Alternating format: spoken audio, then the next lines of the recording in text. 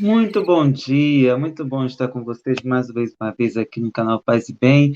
Agradecendo a presença de vocês desde já para a gente trabalhar esse laboratório que Allan Kardec nos levou, chamado Revista Espírita, e hoje estamos pegando a edição de outubro de 1860, tendo por tema isso que é uma das bases e talvez das mais polêmicas para muitas pessoas, porque afinal muitas das doutrinas, especialmente no mundo ocidental, não são reencarnacionistas, mas nós temos aqui como base, como fundamento, a pluralidade das existências.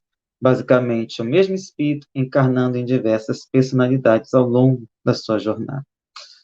E aqui nós temos uma mensagem atribuída a um espírito chamado Zenon, em que aqui ele fala de alguns aspectos que chamam a atenção um pouco desse mecanismo.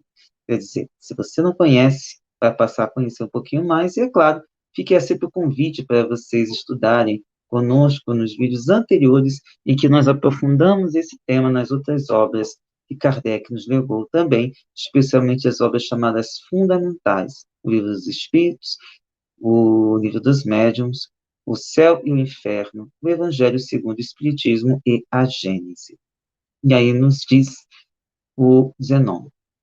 Há na doutrina da reencarnação uma organização moral que não foge à tua compreensão, sendo somente a corporeidade compatível com os atos de virtude, e sendo esses atos necessários ao melhoramento do espírito, raramente encontrará este, numa única existência, as circunstâncias necessárias ao seu progresso acima da humanidade. Então, Zenon coloca aqui, basicamente, que nós precisamos passar pelo processo encarnatório. Deus poderia ter legado uma outra maneira de nós evoluirmos, mas de acordo com o que é passado para os espíritos, não há outra opção senão reencarnar, passar pelo trajeto junto a um corpo de carne, que muitas vezes alguns espíritos, inclusive, tratam como sendo um corpo podre, mas não há nada de podre numa obra divina. O que há de podre é toda a maldade que nós impomos e que acabamos tornando consequências terríveis por conta desse processo que muitas vezes acabamos levando à frente. Continua o Zenon. Considerando-se que a justiça de Deus é incompatível com as penas eternas, deve a razão concluir pela necessidade, primeiro, de um período de tempo durante o qual o espírito examina o seu passado e toma suas resoluções para o futuro. Segundo, de uma existência nova em harmonia com a situação atual desse espírito. Então, aqui, o Zenon coloca, basicamente, que em termos de raciocínio, a unicidade da existência não é possível, mas que, de acordo com o que ele coloca, precisamos desse período de reflexão e também da possibilidade de uma encarnação. E ele ainda esclarece. Não fala dos suplícios, muitas vezes terríveis, a que são condenados certos espíritos durante o tempo da erraticidade, que é o período entre encarnações. Eles correspondem, por um lado, à enormidade da falta e, pelo outro, à justiça de Deus. Basicamente, aqui devemos tomar cuidado quando ele fala que estão condenados. Nós é que muitas vezes nos condenamos pela teimosia que nos mantemos dentro desse pensamento voltado para o terra a terra, das paixões acima do amor, especialmente essas paixões viciantes e voltadas para a autodestruição, ou esse autoacúmulo voltado apenas para o materialismo. Continua Zenon. Isto diz bastante para prescindir de detalhes que encontrarás, aliás, nos estudos das evocações. Especialmente em O Céu e o Inferno, Kardec faz muitas evocações de espíritos e ali temos acesso às diversas experiências voltadas para esse objetivo. E aí o Zenon recorre a uma metáfora, ou uma comparação sobre uma coisa prática do nosso cotidiano. Após um ano de estudos, o que acontece ao jovem colegial? Se progrediu, passa para a classe superior. Se ficou estacionado em sua ignorância, repete o ano. Vai mais longe. Supõe faltas graves, ele é expulso. Pode vagar de colégio em colégio. Pode ser expulso da universidade ou ir da casa de educação à casa de correção. Eis a imagem fiel da sorte dos espíritos, e nada satisfaz mais completamente a razão. Basicamente, ele quer trazer aqui uma comparação com o ambiente escolar, em que muitas vezes os espíritos ou os estudantes ficam nessa crise devagar e vagar por conta das reprovações. É claro que hoje os sistemas educacionais tentam evitar ao máximo esse tipo de atitude, mas em termos moralizantes, em termos de evolução espiritual, é algo com o qual nós lidamos quase que cotidianamente quando recebemos as mensagens dos espíritos nas mais diversas acepções em que eles se encontram. E aí continua Zenon. Quer cavar a doutrina mais profundamente? Ver-se-á que nessas ideias, quanto à justiça de Deus parece mais perfeita e mais conforme às grandes verdades que dominam a nossa inteligência.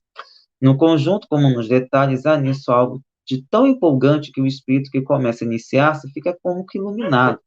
E as censuras feitas à providência, as maldições contra a dor, e o escândalo do vício feliz em face da virtude que sofre, e a morte prematura da criança, e numa mesma família deslumbrantes qualidades de mãos dadas, por assim dizer, como a perversidade precoce, e as enfermidades que datam do berço, e a infinita diversidade de destinos, tanto dos indivíduos quanto dos povos, problemas até hoje insolúveis, enigmas que fizeram duvidar da bondade, da quase da existência de Deus, tudo isso explica ao mesmo tempo, por meio da pluralidade das existências. Todos esses sofrimentos, todas essas dores, especialmente ligadas a questões encarnatórias, podem estar esclarecidas à medida em que nós entendemos que parte desses processos provém de nossa dedicação à maldade, ao mal proceder, e a toda outra forma que possamos imaginar de maldades em que nós acabamos nos dedicando. Então, é importante que tenhamos isso em mente para que possamos evitar que esses pensamentos nos coloquem de maneira bastante delicada. Se por um lado temos uma explicação, por outro, o que fazer com ela? Ou seja, encarnamos, entendemos por que sofremos, e agora qual é o objetivo a fazer?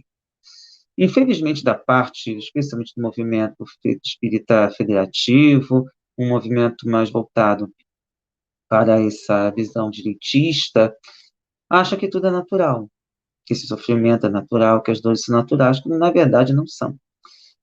Os espíritos esclarecem que todo sofrimento que nós passamos tem origem humana. Essas diferenças sociais abissais, toda essa dor provocada pelos nossos irmãos tem origem nossa, não é origem divina. O que é de origem divina é que nós estamos vivos. E se nós estamos vivos é porque nós temos aqui a possibilidade de superar todas essas dores. Mas somente em conjunto podemos modificar esse sistema que mata, que dilacera, que explora. Isso não é divino. Isso é humano. Isso é criação nossa. E é nossa responsabilidade mudar esse sistema. Voltando a Zenon. Um puro raio de luz se estende no horizonte da filosofia nova, e no seu regaço imenso agrupam-se harmoniosamente todas as condições da existência humana. As dificuldades se aplainam, os problemas se resolvem, e mistérios até hoje impenetráveis se resumem e se explicam nesta única palavra: reencarnação. E se estamos aqui reencarnados, é porque temos como um dos objetivos mudar esse sistema. Continua Zenon. Leia teu pensamento, caro cristão. Tu dizes, eis aí uma verdadeira heresia, demais. E ele diz, meu filho, não mais que a negação das penas eternas. Nenhum dogma prático é contrário a esta verdade. Que é a vida humana? O tempo durante o qual o espírito fica unido a um corpo. Os filósofos cristãos, no dia marcado por Deus, não teriam nenhuma dificuldade em dizer que a vida é múltipla. Isto não acrescenta nem muda nada nos vossos deveres. Esse é um alerta importante. Negligenciamos ontem. O reforço da dor é hoje, para que nós possamos lembrar que esse é o caminho do bem, o caminho da evolução espiritual. E aí continua esse espírito Zenon. A moral cristã fica de pé e a lembrança da missão de Jesus para sempre sobre a humanidade. A religião nada tem a temer de tal ensino, e não está longe o dia em que seus ministros abrirão os olhos à luz. Reconhecerão por fim a revelação nova, os socorros que, perdão, do fundo das suas basílicas imploravam os céus. Eles creem que a sociedade vai perecer, mas ela será salva. E por que será salva? Porque vamos entender que existe uma interação entre espíritos encarnados e espíritos desencarnados, e que somente há uma forma de entendermos que ninguém está perdido no reino de Deus. Estamos todos num processo evolutivo, estejamos encarnados, estejamos desencarnados, e que somente nesse conjunto nós vamos superar essas dificuldades pelas quais passamos aí. Então, esse é o texto de hoje. Ficamos aqui lembrando que nós somos o canal Paz e Bem, canal de espiritualidade plural, em que nós dialogamos com as diversas formas de espiritualidade. Aqui nós falamos de espiritismo e em outros programas temos as outras doutrinas também compartilhadas.